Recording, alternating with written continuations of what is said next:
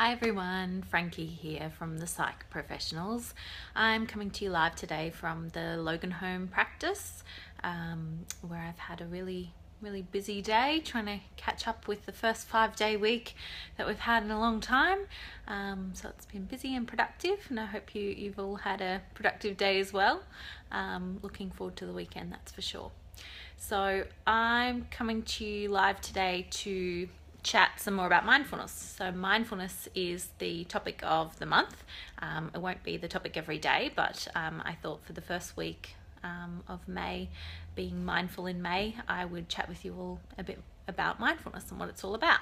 So we've chatted a bit about mindfulness generally, doing an activity mindfully, mindfulness in relationships yesterday with Willem. And today I thought I'd talk to you about mindful eating. So what is mindful eating, you might be asking? So mindful eating is being in the moment with your food while you're eating it. What that doesn't mean is watching TV while you're scoffing down your meal and not even really being in the moment while you're eating.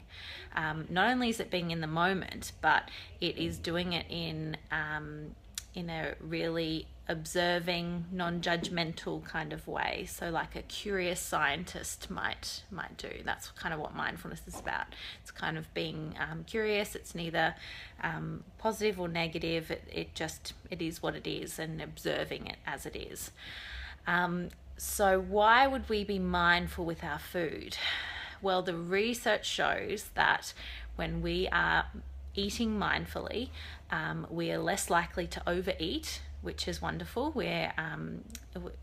Because we're more in tune with our full senses in our body, the senses that tell us that we're full, and also we are more likely to have less likely to have unhealthy relationships with food. So having feelings associated with certain foods, guilt is a main one, feeling as though foods are good and bad, and feeling as though you should or shouldn't be eating certain things, and becoming obsessive around that sort of stuff. So we're more likely to have a healthy relationship with food if we're eating mindfully.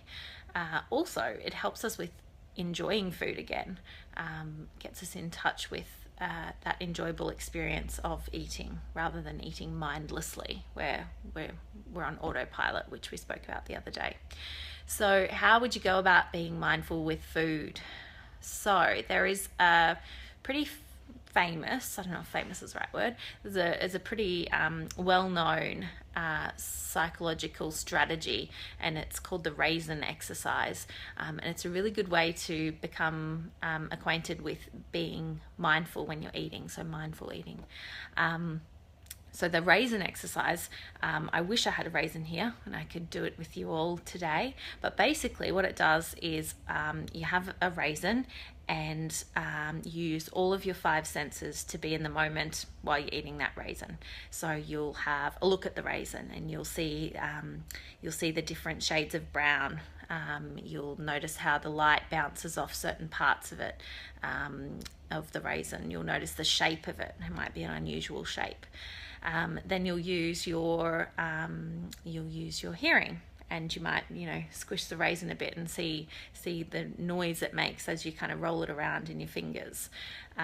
You might smell the raisin, so you'll smell it and really take note of that really sweet scent that comes from it. You'll also feel it, so you'll feel what it feels like, the bit of bounce that it has as you squeeze it, or whether it feels a bit cold or rough on the surface. And then as you're putting it towards your mouth, you'll notice what your body does to prepare for you eating. So you might notice that you might start to salivate a bit. You'll notice that your hand knows exactly where to go to get to your mouth. then you'll take a bite of the raisin and you'll really pay attention to the taste, what it's like, that sweetness. You'll pay attention to what it feels like to bite into it, what your mouth automatically knows how to do, where it puts the raisin in your mouth, and then you'll notice that urge to swallow, and what that feels like.